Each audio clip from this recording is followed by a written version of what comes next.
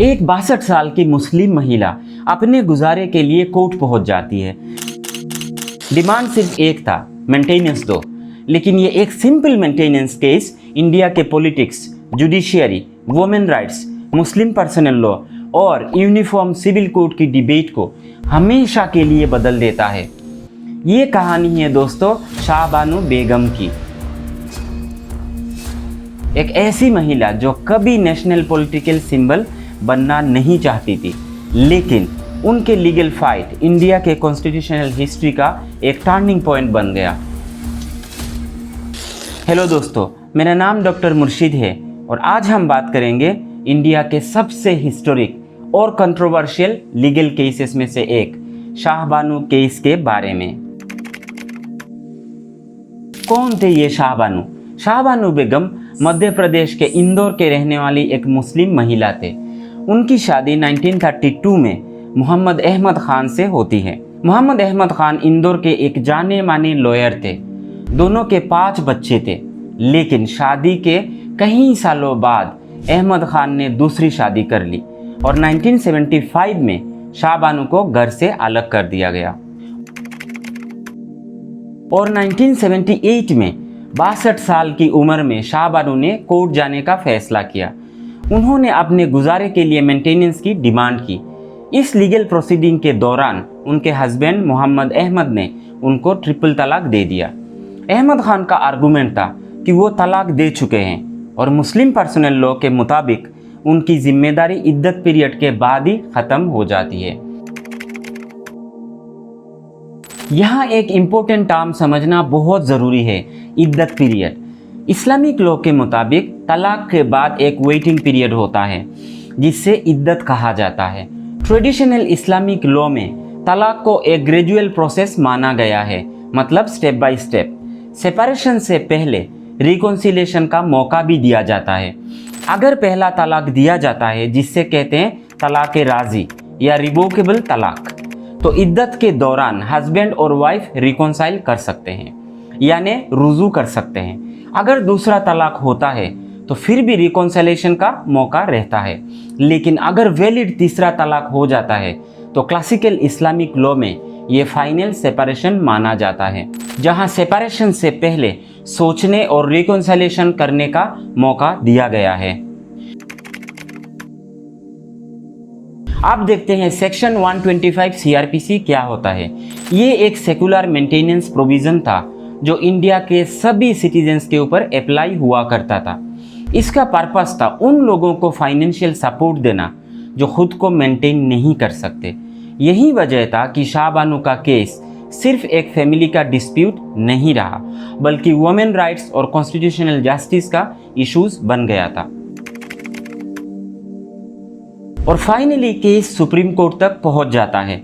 1985 में supreme Court के 5 जज कॉन्स्टिट्यूशनल बेंच ने हिस्टोरिकल जजमेंट दिया।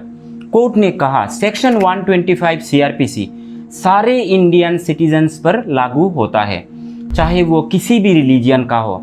अगर एक डिवोर्स मुस्लिम वुमेन खुद को फाइनेंशियली सपोर्ट नहीं कर सकती तो वो मेंटेनेंस का हकदार है। यानी मेंटेनेंस का हक रिलीजियन से नहीं, ज़रूरत, डिग्निटी और जस्टिस के प्रिंसिपल से डिसाइड होगा। सुप्रीम कोर्ट ने शाहबानू के फेवर में जजमेंट दिया।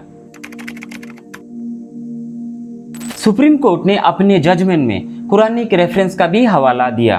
कोर्ट ने कहा कुरान के कुछ इंटरप्रिटेशंस डिवोर्स्ड वुमेन के फाइनेंशियल प्रोटेक्शन को सपोर्ट करता है। सूरा अल बकरा में रीजनेबल प्रोविजन का जिक्र मिलता है, ये सुप्रीम कोर्ट ने मेंशन किया है। लेकिन मुस्लिम स्कॉलर्स के बीच इंटरप्रिटेशंस अलग अलग रही है। कुछ ट्रेडिशनल स्कॉलर्स कहते हैं लीगल नफका या रेस्पॉन्सिबिलिटी जो होता है वो इद्दत तक लिमिटेड है। दूसरी तरफ कुछ मॉडर्न स्कॉलर्स कुरान के कॉन्सेप्ट ऑफ मुता का मतलब डाइवोर्स के वक्त दिया जाने वाला रीजनेबल फाइनेंशियल सपोर्ट या कॉम्पेंसेशन, इसको डिवोर्स्ड वुमेन की डिग्निटी और प्रोटेक्शन से कनेक्ट करते हैं। लेकिन शाहबानू जजमेंट का इम्पैक्ट मेंटेनेंस से काफ़ी आगे बढ़ चुका था। सुप्रीम कोर्ट ने अपने जजमेंट में आर्टिकल 44 का भी जिक्र किया। आर्टिकल 44 इंडियन कॉन्स्टिट्यूशन के directive principles of state policy का एक हिस्सा है। जो यूनिफॉर्म सिविल कोड यानी यूसीसी की बात करता है। कोर्ट ने अपना ऑब्जर्वेशन दिया कि आर्टिकल 44 एक डेड लेटर जैसे बन चुका है, यानी कॉन्स्टिट्यूशन में लिखा होने के बावजूद भी यूनिफॉर्म सिविल कोड इम्प्लीमेंट नहीं हुआ। लेकिन यहाँ एक इम्पोर्टेंट कॉन्स्टिट्यूशनल पॉइंट समझना बहुत ज़रूरी है। Directive principles of state policy government के लिए गाइडलाइन प्रिंसिपल्स होता है, लेकिन फंडामेंटल राइट्स की तरह कोर्ट में डायरेक्टली एनफोर्सेबल नहीं होता। यानी आर्टिकल 44 कॉन्स्टिट्यूशन में ज़रूर दिया गया है, लेकिन यूसीसी इम्प्लीमेंट करना या नहीं करना पार्लियामेंट या इलेक्टेड गवर्नमेंट की पॉलिसी डिसीजन होती है, ये मैंडेटरी नहीं है। और इस तरफ सुप्रीम कोर्ट के जजमेंट के बाद देश भर में एक बड़ी डिबेट शुरू हो गई। कई मुस्लिम ऑर्गेनाइजेशंस ने इस जजमेंट का विरोध किया। उनका कहना था कि कोर्ट ने मुस्लिम पर्सनल लॉ में इंटरफेयर किया है।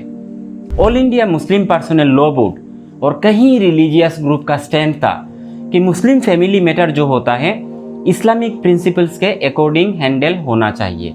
लेकिन दूसरी तरफ कई वुमेन राइट्स एक्टिविस्ट और लीगल एक्सपर्ट्स का कहना था कि ये जजमेंट वुमेन डिग्निटी और फाइनेंशियल प्रोटेक्शन के लिए एक हिस्टोरिक जजमेंट है। लेकिन यहाँ एक इम्पोर्टेंट सवाल उठता है, क्या पूरी मुस्लिम दुनिया में डिवोर्स के बाद मेंटेनेंस का रूल सेम है? जवाब है नहीं। क्लासिकल इस्लामिक जूरिस्प्रूडेंस में जनरली हस्बैंड की मेंटेनेंस रेस्पॉन्सिबिलिटी इद्दत पीरियड तक मानी गई है, लेकिन मुस्लिम स्कॉलर्स के बीच इंटरप्रिटेशंस हमेशा से अलग अलग रही है और दुनिया के मुस्लिम मेजॉरिटी कंट्रीज में भी एक ही मॉडल फॉलो नहीं किया जाता, डिफरेंट मॉडल फॉलो किया जाता है। सऊदी अरेबिया के 2022 पर्सनल स्टेटस लॉ में डिवोर्स्ड वाइफ को इद्दत पीरियड के दौरान सपोर्ट मिलता है और अगर वुमेन प्रेग्नेंट होती है तो डिलीवरी तक सपोर्ट कंटिन्यू किया जाता है। मोरक्को के फैमिली कोड में इद्दत मेंटेनेंस के साथ मुता यानी डिवोर्स के बाद भी दिया जाने वाला फाइनेंशियल कॉम्पेंसेशन और सपोर्ट दोनों दिया जाता है और हाउसिंग सपोर्ट जैसे प्रोविज़न भी मिलता है। इजिप्ट में भी डिवोर्स्ड वुमेन के लिए इद्दत मेंटेनेंस के अलावा मुता कॉम्पेंसेशन का फ्रेमवर्क एग्जिस्ट करता है। पाकिस्तान और बांग्लादेश में क्लासिकल इंटरप्रिटेशंस का इन्फ्लुएंस ज़्यादा रहा है, लेकिन कोर्ट और लीगल डिबेट्स वहाँ भी टाइम के साथ इवॉल्व होती रही है। यानी मुस्लिम फैमिली लॉ हर मुस्लिम मेजॉरिटी कंट्री में एक जैसा नहीं है। लॉ, इंटरप्रिटेशन और रिफॉर्म्स कंट्री के सोशल और लीगल सिस्टम के अकॉर्डिंग चेंज होता रहा है। इंडिया में शाहबानू केस के वक्त असली लीगल कॉन्फ्लिक्ट ये था, क्या मेंटेनेंस सिर्फ इद्दत पीरियड तक होगा या इद्दत के बाद भी? अगर एक डिवोर्स्ड वुमेन खुद को फाइनेंशियली सपोर्ट नहीं कर सकती तो क्या इंडियन लॉ उसको प्रोटेक्शन दे सकती है? सुप्रीम कोर्ट ने कहा सेक्शन 125 सीआरपीसी के तहत मेंटेनेंस का हक रिलीजियन से ऊपर है, यानी अगर डिवोर्स्ड वुमेन खुद को मेंटेन नहीं कर सकती तो लॉ उसको प्रोटेक्शन दे सकती है। लेकिन जजमेंट के बाद पॉलिटिकल प्रेशर बहुत बढ़ने लगा। उस वक्त राजीव गांधी की सरकार पावर में थी और 1986 में पार्लियामेंट ने पास किया Muslim women protection of rights on divorce act. लेकिन सवाल यह है, इस लॉ में ऐसा क्या था कि इतनी कंट्रोवर्सी हो गई? 1986 एक्ट ने डिवोर्स मुस्लिम वुमेन के लिए एक सेपरेट लीगल फ्रेमवर्क क्रिएट किया। इस लॉ के अकॉर्डिंग हस्बैंड को इद्दत पीरियड के अंदर reasonable and fair provision and maintenance provide करना था। साथ ही मेहर और शादी के वक्त दिया गया जितने सारे गिफ्ट और प्रॉपर्टीज रिटर्न करने का प्रोविजन भी रखा गया। अगर वुमेन इद्दत के बाद भी खुद को मेंटेन नहीं कर पाती तो मजिस्ट्रेट उसके रिलेटिव्स को सपोर्ट देने का ऑर्डर दे सकते हैं, और अगर रिलेटिव्स भी सपोर्ट करने के पोजीशन में नहीं होते तो वक्फ बोर्ड को रेस्पॉन्सिबिलिटी दी जा सकती है। इसी वजह से कई सारे लीगल एक्सपर्ट ने कहा कि 1986 एक्ट ने शाहबानू जजमेंट के प्रैक्टिकल इम्पैक्ट को डाइल्यूट कर दिया। उनका आर्गुमेंट था, जहां सुप्रीम कोर्ट ने सेक्शन 125 सीआरपीसी के थ्रू एक सेकुलर मेंटेनेंस प्रोटेक्शन दिया, वहीं नए लॉ ने एक सेपरेट मैकेनिज्म क्रिएट कर दिया। लेकिन यहाँ एक कॉन्स्टिट्यूशनल पॉइंट समझना बहुत ज़रूरी है।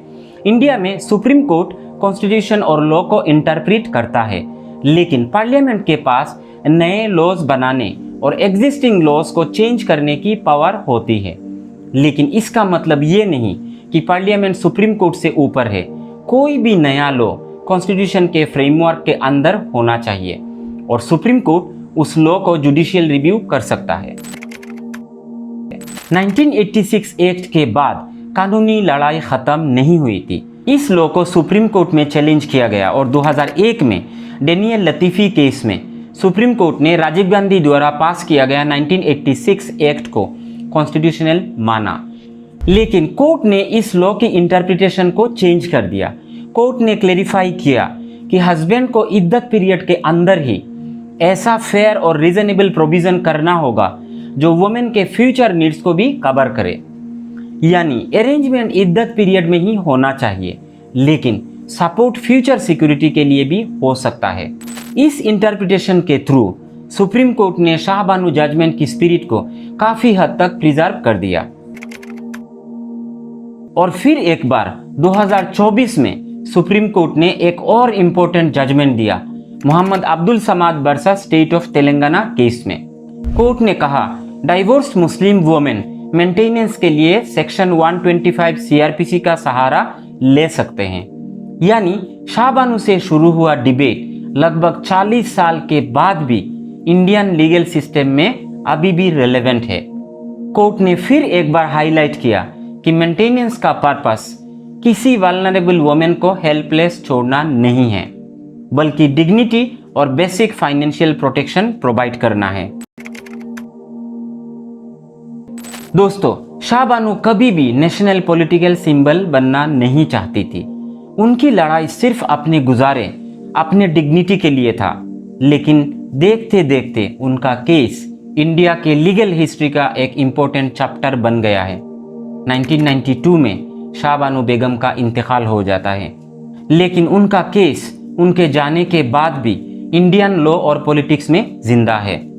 आज जब हम ट्रिपल तलाक, वुमेन्स राइट्स, मुस्लिम पर्सनल लॉ या यूनिफॉर्म सिविल कोड की बात करते हैं तो शाहबानू का नाम फिर से सामने आता है। तो दोस्तों, आज यूनिफॉर्म सिविल कोड फिर नेशनल डिबेट का हिस्सा बना हुआ है। इंडिया में अभी एक single nationwide uniform civil code लागू नहीं हुआ है, लेकिन कुछ स्टेट में इससे जुड़े हिस्टोरिकल और नए लीगल फ्रेमवर्क एग्जिस्ट करता है। गोवा में पोर्टुगीज सिविल कोड से निकला हुआ सिविल लॉ फ्रेमवर्क काफी समय से वहां अप्लाई होता आ रहा है। इस फ्रेमवर्क में मैरिज, डिवोर्स, सक्सेशन और इनहेरिटेंस जैसे सिविल मैटर के कॉमन प्रोविजंस मिलता है। उत्तराखंड इंडिपेंडेंट इंडिया का पहला स्टेट बना जिसने अपने यूनिफॉर्म सिविल कोड एक्ट को पास भी किया और इम्प्लीमेंट भी किया। Uttarakhand UCC marriage, divorce, inheritance, succession और लिव इन रिलेशनशिप रजिस्ट्रेशन जैसे इश्यूज को कवर करता है। गुजरात में भी यूनिफॉर्म सिविल कोड पास कर दिया गया है और गुजरात के बाद असम में भी ये असेंबली में पास हो चुका है, और जिसके वजह से पर्सनल लॉज, रिलीजियस फ्रीडम और माइनॉरिटी राइट्स को लेकर असम में काफ़ी चिंता बढ़ गया है। लेकिन एक बात क्लियर है दोस्तों, शाहबानू केस के बिना इंडिया के यूनिफॉर्म सिविल कोड डिबेट को समझना इनकम्प्लीट होगा। तो दोस्तों, इस वीडियो को बनाने के लिए मैंने सुप्रीम कोर्ट के judgement, constitutional provisions, legal commentary और ऑथेंटिक हिस्टोरिकल सोर्सेस का रेफरेंस लिया है। फिर भी अगर आपको लगता है किसी भी फैक्ट, कोई डेट या किसी लीगल पॉइंट में करेक्शन की ज़रूरत है तो कमेंट बॉक्स में ऑथेंटिक सोर्सेस के साथ ज़रूर बताइएगा। मैं वेरीफाई करके करेक्शन करने की कोशिश करूँगा, क्योंकि हमारा मकसद किसी भी रिलीजियन को, किसी भी कम्युनिटी को टारगेट करना नहीं है। हमारा मकसद है हिस्ट्री, लॉ और फैक्ट को समझना। ओपिनियन अलग हो सकता है, लेकिन एक हेल्दी डिस्कशन हमेशा फैक्ट्स, रेस्पेक्ट और एविडेंस के साथ होना चाहिए। और दोस्तों, नेक्स्ट वीडियो में हम डिटेल्स में बात करेंगे असम यूसीसी के बारे में, इसलिए नेक्स्ट वीडियो देखना मत भूलना।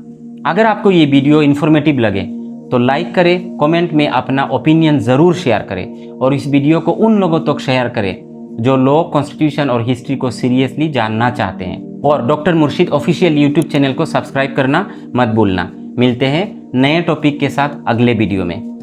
जय हिंद दोस्तों।